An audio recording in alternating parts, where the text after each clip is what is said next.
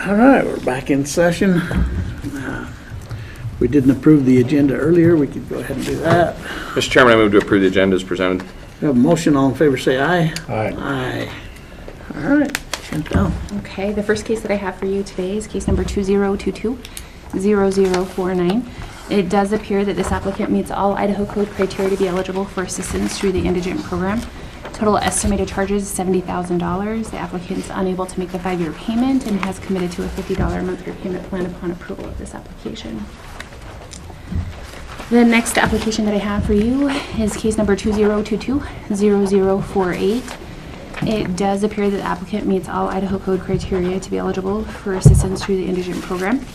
We did submit this application to Idaho Medical Review, which states that all of the services applied for were considered medically necessary as defined in statute with the exception of the appendectomy.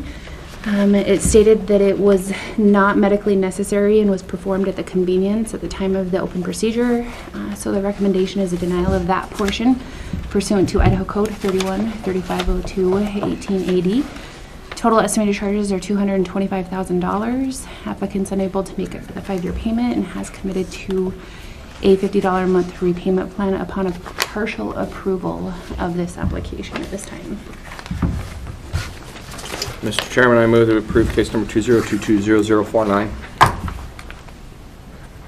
And do you want partial at the same time? Yeah, let's do partial too. And a partial approval of case number 2022-0048. Have a motion. All in favor, say aye. Aye. The next case that I have for you is case number 2014-0258. Recommendation is a denial of this application pursuant to Idaho Code 31-3502-25. This case was placed in suspension on 7/30 of 2014, pending a final determination of a possible resource. We are unable to gather any information in regards to that possible resource as the patient has failed to respond to any request for information. So we are unable to determine if Bannock County is the last resource for payment of this request, or as a recommendation is a denial of this application at this time. And case number 2015-0045, our recommendation is a denial of this application pursuant to Idaho Code 31-3502-25. This case was placed in suspension pending a final determination of a possible resource on 1/14 of 2015. RCA reports that this account has been adjusted to a $0 balance. Bannock County does not appear to be the last resource for payment of this request at this time. So, on them, a couple of questions. Yes. It goes back to 2014. How far back do you hold a case? Those were here before I came, and so those are the oldest cases that I have. Okay. We don't have the capability of communicating with Social Security Disability. That's kind of a gap in the program, and so we're kind of at the mercy of communicating with the hospital or communicating with the patient. Since there's been turnover with Conifer, now RCA, some of these cases they don't have release of information with Social Security Disability, and so what we have decided to do is just to start denying the cases that we have in Social Security Disability. It's my understanding if they have an application with Social Security Disability, they can appeal. I'm not sure how many times they can appeal the denial, but we do have quite a few that are in suspension. Them years just kind of caught my Yeah. motion on those two. Go ahead. Mr. Chairman, I move that we deny case numbers 2014-0258 and 2015-0045. Have a motion. All in favor, say aye. Aye. Aye. Thank you very much. Thank you. Dory, you're up.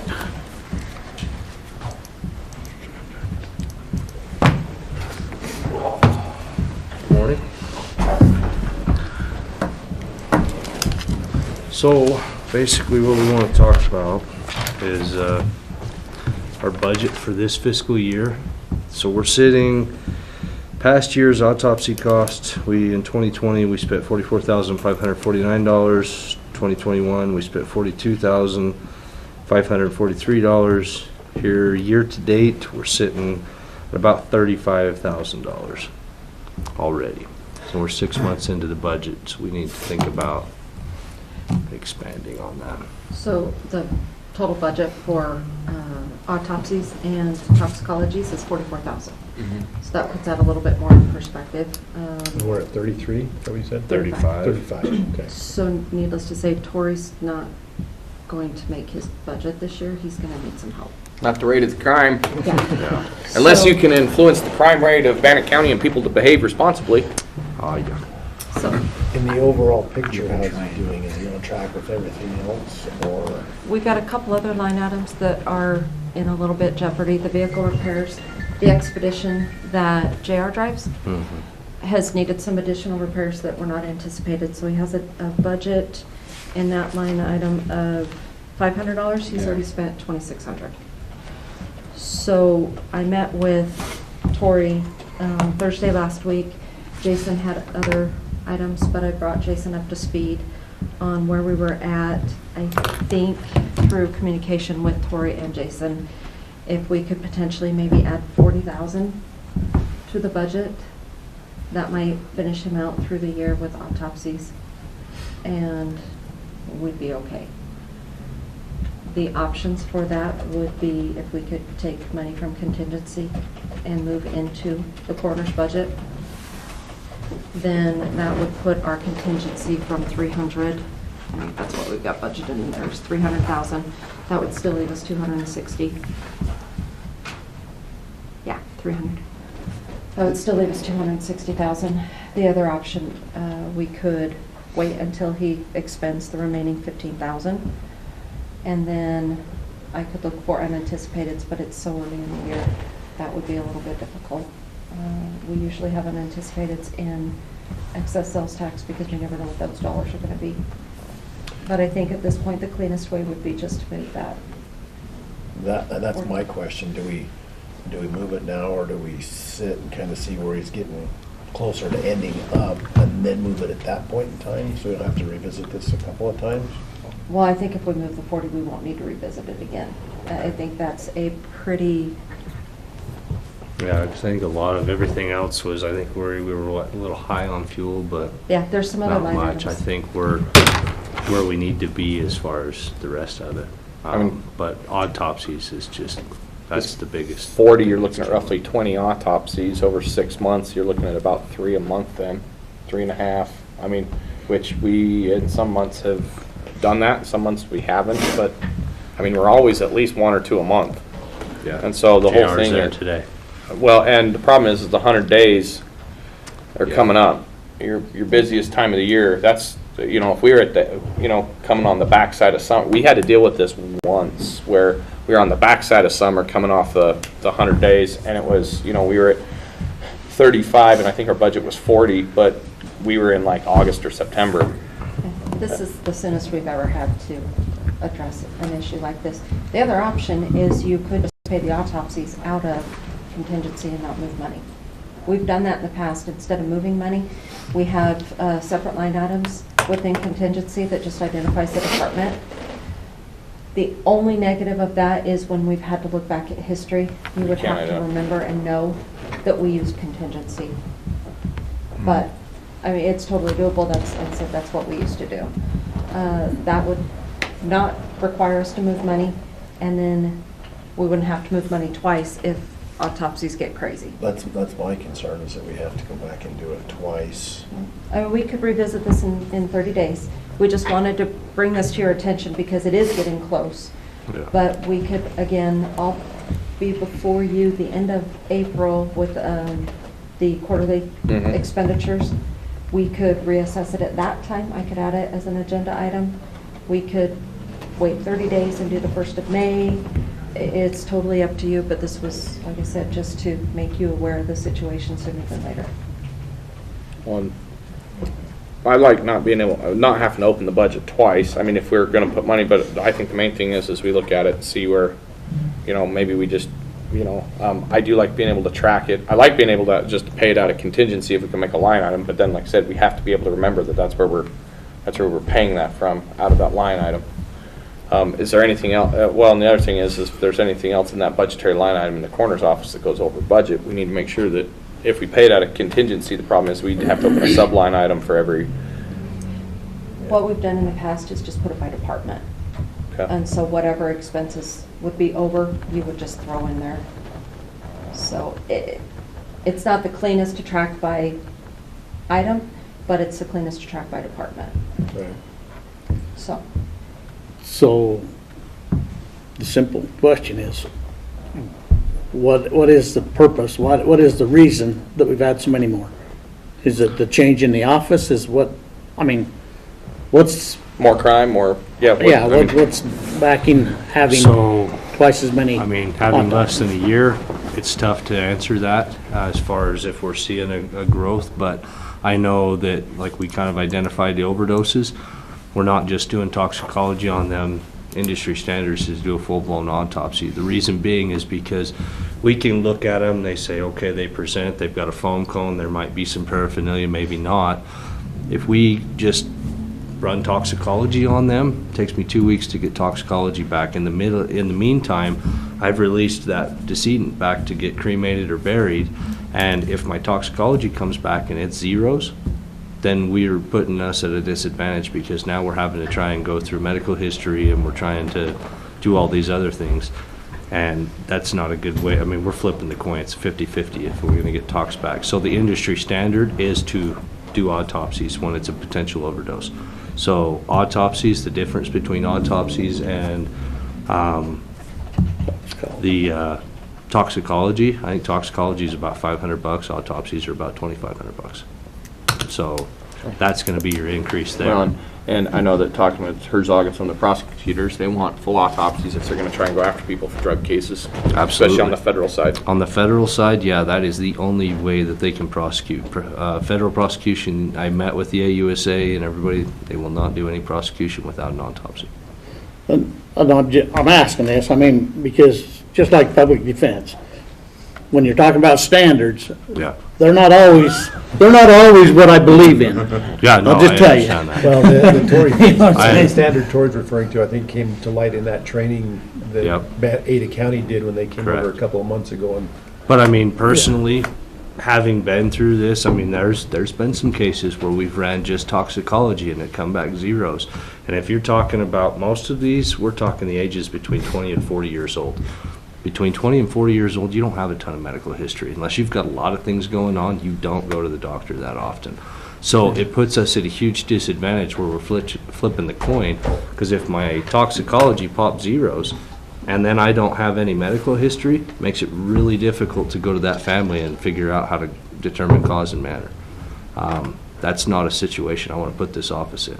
So it's best to do what we're doing as far as autopsies, because then we make sure that we have the proper way to do this. Secondly, it gives our law enforcement partners their, I guess that gives them something to prosecute on as well. So there's twofold for this, but most importantly, it's making sure that we're doing the job the right way. I think, just kind of my personal thought on it is let's kind of see maybe in April when you come back, let's see where we're at. If we're getting closer, see what it would actually look like. I mean, and I would prefer to actually have the funds switch for accounting purposes actually into the department to show by line item where it goes instead of just having a department in general and to the contingent, because in line items, we're going to put it in specifically over there for autopsies and toxicology. That's where, we'll be able to track. and we'll be able to track for number purposes of what we're doing. But I am concerned, like Jeff said, is I don't want to have to do it 2 or 3 times. Well, it correlates for information for when we're talking about bringing in our own department Yeah. here too. I mean, I like knowing the numbers better. Okay. So the end of April, what I'll do is when I do the quarterly report, I'll just add a coroner's report update. And if by chance we're sitting at, 8,000 left, then we could do a 2-week follow-up and do it then, and then we'll have a better idea of how much we need to move. And I agree with you. I think having those numbers also gives me a better perspective as to how to identify and adjust the budget for this future. So, Okay. okay. Just needed a plan. Cool. All right. we have one. Thanks, guys. Thanks, Tori. Perfect. to sneak out now. This is a good spot.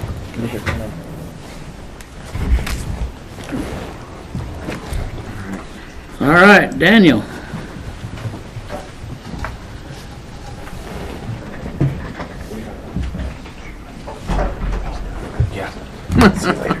Have fun.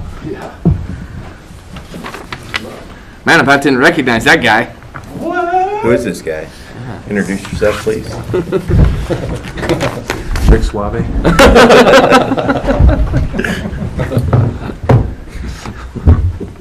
Did you watch the conference the other day? I did.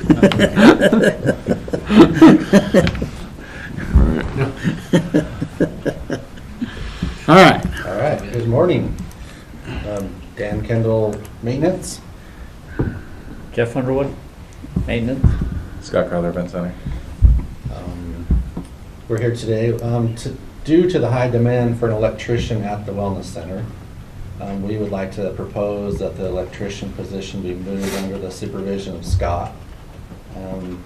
We feel like the maintenance department doesn't have a need for a everyday use of a journeyman electrician, and we feel like Scott does. And a bonus, having a compound to lock up his vehicle, I feel like is a benefit to the county. Okay. You don't get any argument here. You know, I mean, if that's what, you know, you guys want to do and you're all okay with that, it'll still stay in the budgetary line item for the rest of this year, and then we'll readdress it in budgetary cycle. Okay. So we will move the time card. So you'll start approving whenever effective date you give us. And then whenever anybody needs an electrician throughout the county, Call Scott. call Scott. Yep. That's where it goes. And so, you know, like I said, there's that kind of stuff. Okay.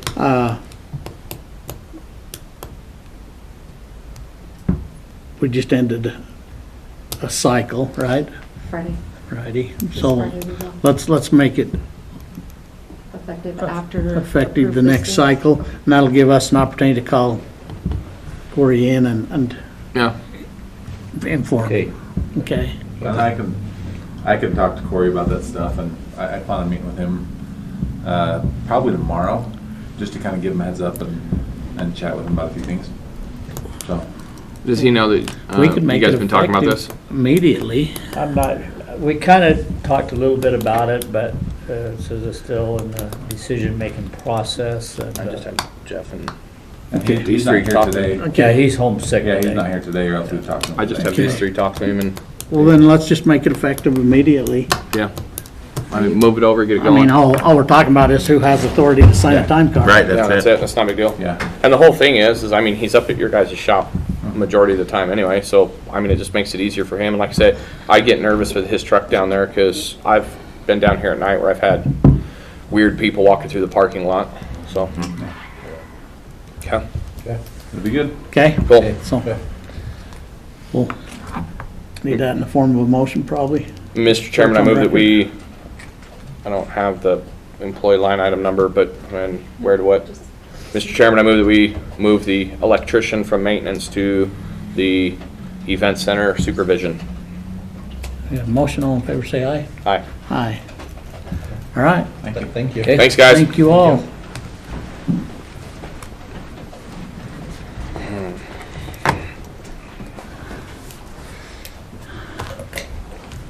Come on up.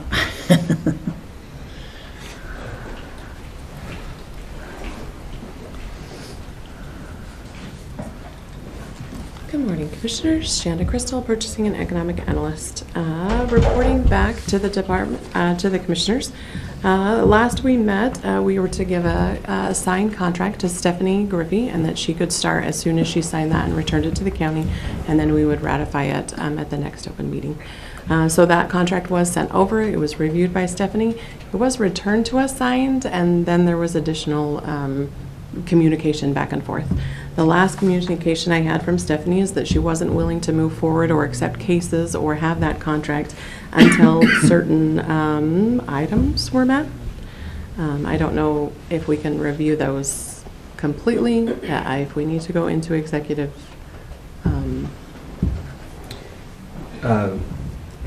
We, it depends what you want to do. If you want to just talk about what she wants in the contract, right, that'd be in an open. Okay. But if we're going to talk about specific qualifications or the person or anything like that regarding them personally, we need to be in an executive session. Well, she brings up other attorneys in her request. I think we need to have an executive session right quick to speak on some issues dealing directly with this and then some other stuff. Yeah, I'm just saying, even if they bring up names of other attorneys, the executive session, if you're going to go under. Well, I need to talk to my legal talk about counsel for a qualities, minute. But if you want to talk about legal counsel. And I need you're some concerned B. about some stuff, then we can go under that as well. So I was just trying to figure out what you guys want to go under. Okay. Mr. Chairman, I move that we enter into executive session under Idaho Code 74206, Prim 1, A, B, and F. Commissioner Moser, Yes.